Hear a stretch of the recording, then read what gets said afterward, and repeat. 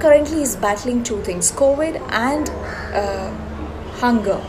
And feeding them with grains and rice and pulses is not just enough, but what they also need is sustainable employment. We have 30 crore people in India who live on subsistence income, and about 14 crore people are internal immigrants who are desperately trying to escape the hunger in their own villages. In the aftermath of Corona, the government can take care of this and use this opportunity to put India on an economic fast track.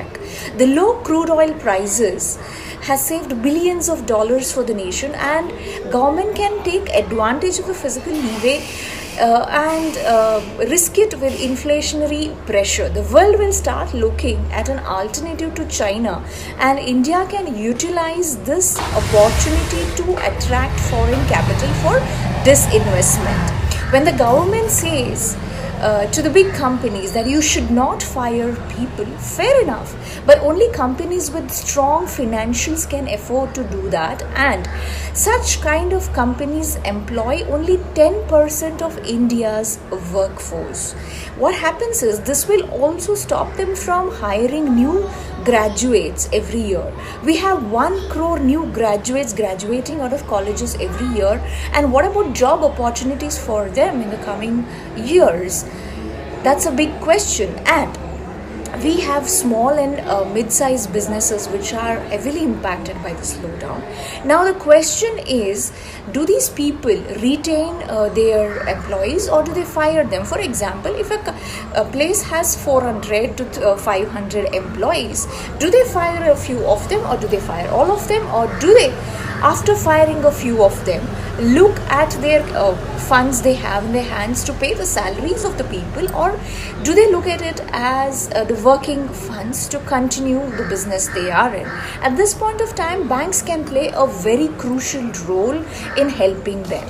Also, we have a lot of corner kirana shops in India. There's about 4 crore small and micro businesses, what we call the corner kirana stores, and they will be caught in a very vicious cycle of paying their EMIs. If they have to pay their EMIs right now, it is going to be very tough for them, and if they don't pay their EMIs, their credit ratings will collapse, and in future they cannot borrow to sustain themselves.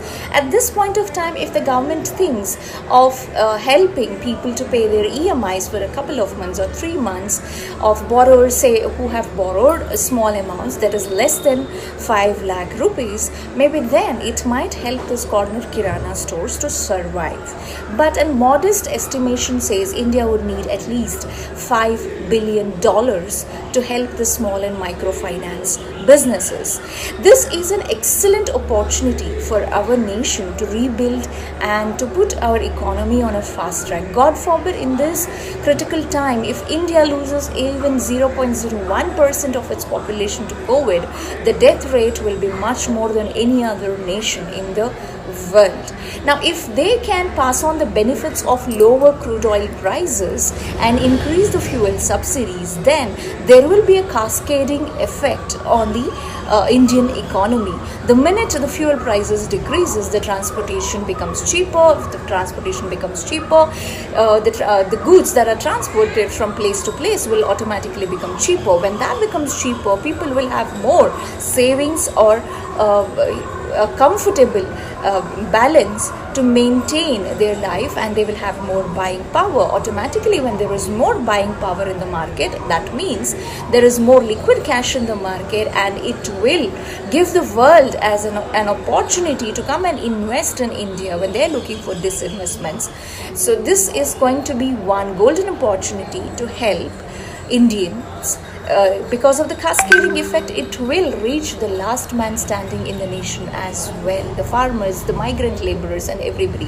Just announcing a few stimulus packages is not enough, because if you reduce the fuel prices, if you pass on the benefits of low crude oil prices to the common man, that itself is going to take care of a huge challenge that India is facing, that is looming at us in the aftermath of this COVID crisis.